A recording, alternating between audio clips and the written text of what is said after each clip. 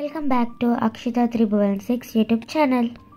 Hi everyone, ఈరోజు మనం జొన్న రొట్టె కోసం పర్ఫెక్ట్ కాంబినేషన్ అయిన పుంటికూర కర్రీ గురించి తెలుసుకుందాం. పుంటికూర ఎర్ర పుంటికూర. ఎర్ర పుంటికూర అంటే ఏంటో తెలుసా అండి? మన తెలుగు కుసాయంలో కంపల్సరీ ఉండే గోంగూర.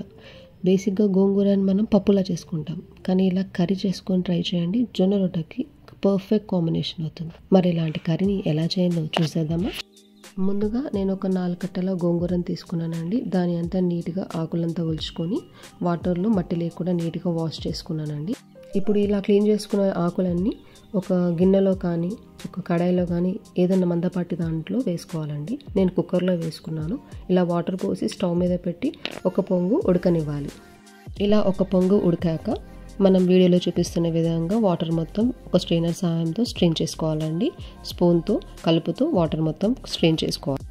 ఇలా స్ట్రెయిన్ చేసుకున్న పుంటికూరని మళ్ళీ కుక్కర్లో వేసుకోవాలి. వేసుకున్నాక అందులో 2 గ్లాసెస్ ఆఫ్ వాటర్ పోయాలి. వాటర్ పోసి స్టవ్ మీద పెట్టాలి.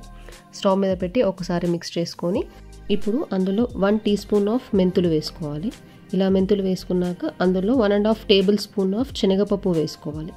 అండ్ 1.5 టేబుల్ స్పూన్ ఆఫ్ శనగలు వేసుకోవాలండి. శనగలు అంటే చోళ శనగలు కాదండి, నార్మల్ శనగలు వేసుకొని బాగా కలుపుకోవాలి స్పూన్తో. ఇది అంతా కుక్ అవడానికి కొంచెం టైం పడుతుంది. ఇదంతా కుక్ అయ్యేలోపు మనం ఇంకో కడాయి తీసుకుందాం.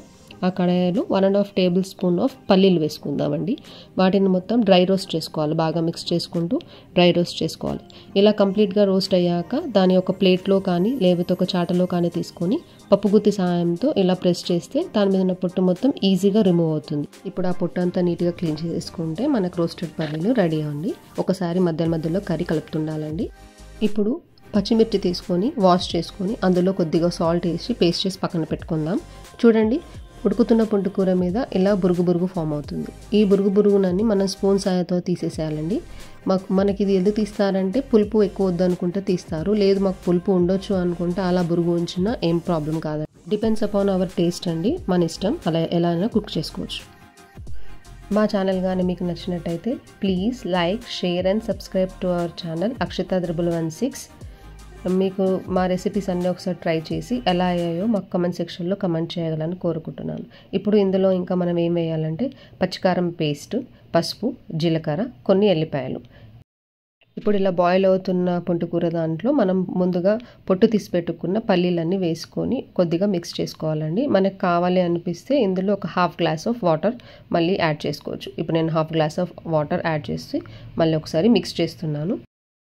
వీటితో పాటు పల్లీలు కూడా బాగా బాయిల్ కావాలి. ఇప్పుడు ఇందులో 1.5 టేబుల్ స్పూన్ ఆఫ్ పచ్చికారం పేస్ట్ వేస్తున్నానండి. పచ్చికారం పేస్ట్ అనేది మనం తీసుకునే మిర్చి స్పైస్నెస్ బట్టి ఎక్కువ తక్కువ చేసుకోవచ్చండి. అది పూర్తిగా మన టేస్ట్ బట్టి ఉంటుంది. అండ్ ఇందులో 1 టీ స్పూన్ ఆఫ్ జీలకర్ర వేసుకోవాలి. కొద్దిగా పసుపు వేసుకొని అందులో 2 టేబుల్ స్పూన్స్ ఆఫ్ ఆయిల్ వేసుకోవాలి. ఆయిల్ వేసాక ముందుగా మనం ఒలిచిపెట్టుకున్న ఎల్లిపాయలు వేసుకోవాలండి. ఎల్లిపాయలు అనేది ఒక 15 to 20 వరకు వేసుకోండి. వెల్లిపాయలు కూడా వేసుకుంటే ఏంటంటే టేస్ట్ మంచిగా అవుతుంది. ఇలా అన్నీ వేసాక ఒకసారి టేస్ట్ చూసుకొని కావాలి అనిపిస్తే కొద్దిగా సాల్ట్ కూడా యాడ్ చేసుకోవచ్చు. సాల్ట్ కూడా ఆల్రెడీ మనం పచ్చిమిర్చి పేస్ట్ చేసేటప్పుడు కొద్దిగా వేసి గ్రైండ్ చేసుకున్నాం కదా, దాన్ని బట్టి ఇఫ్ మనకు పడుతుందంటే కొద్దిగా వేసుకోవచ్చు. ఇప్పుడు స్పూన్తో కర్రీ మొత్తం ఒకసారి మిక్స్ చేసుకోవాలి. మిక్స్ చేసుకున్న కర్రీని స్టవ్ మీద మీడియం టు హై ఫ్లేమ్లో మంటను అడ్జస్ట్ చేసుకుంటూ కుక్ చేయాలండి. ఇలా మొత్తం ఉడకడానికి మనకు ఒక 5 to 10 మినిట్స్ అన్న పడుతుందండి. ఇలా చాలాసేపు అవుతుంది ప్రాసెస్ మనకు అనిపిస్తే మనం ఈ శనగపప్పు, శనగలన్నీ ఒక 1 అవర్ బిఫోర్ నానబెట్టుకొని కూడా మనం కర్రీ చేసుకోవచ్చు అండి. అప్పుడు కర్రీ కొంచెం ఫాస్ట్గా ఉడుకుతుంది. ఇలా కర్రీ మొత్తం ఉడికాక పప్పుగుత్తి సహాయంతో కర్రీ అంతా బాగా స్మాష్ చేసుకోవాలి. ఇలా స్మాష్ చేసుకుంటే ఏంటంటే పుంటికూర అనేది మనం చాప్ చేసి వేసుకోలేదు కదా, ఆకులు అలా వేసుకున్నాం కదా, ఆ ఆకులు అనేది లేకుండా మెత్తగా అవుతుందండి. అలా మెత్తగా అవుతేనే కర్రీ చూడడానికి బాగుంటుంది, టేస్ట్ కూడా మంచిగా ఉంటుంది. ఇంకోటండి, మీరు ఎక్కడైనా ట్రావెలింగ్కి వెళ్ళాలనుకుంటే ఏదైనా ఫుడ్ తీసుకొని వెళ్ళాలనుకుంటే ఇలా పుంటికూర కుక్ చేసుకొని జొన్న రొట్టెలు చేసుకొని తీసుకెళ్ళండి. మనకు 2 to 3 days వరకు కూర ఏం ఖరాబ్ కాదు. ఇలా ఎనుక్కున్న కూరని ఒక బౌల్లో సర్వ్ చేసుకోండి. ఎమ్మి పుంటికూర రెడీ. దీన్ని జొన్న రొట్టెతో కానీ అన్నంతో కానీ తింటే చాలా బాగుంటుందండి. ఇదొకసారి మీరు ట్రై చేసి ఎలా అయ్యిందో మాకు కమెంట్ సెక్షన్లో కమెంట్ చేయండి. Thank you. Like, share and subscribe to my channel. ఎవరైతే చేశారో వాళ్ళకి థ్యాంక్ యూ ఫర్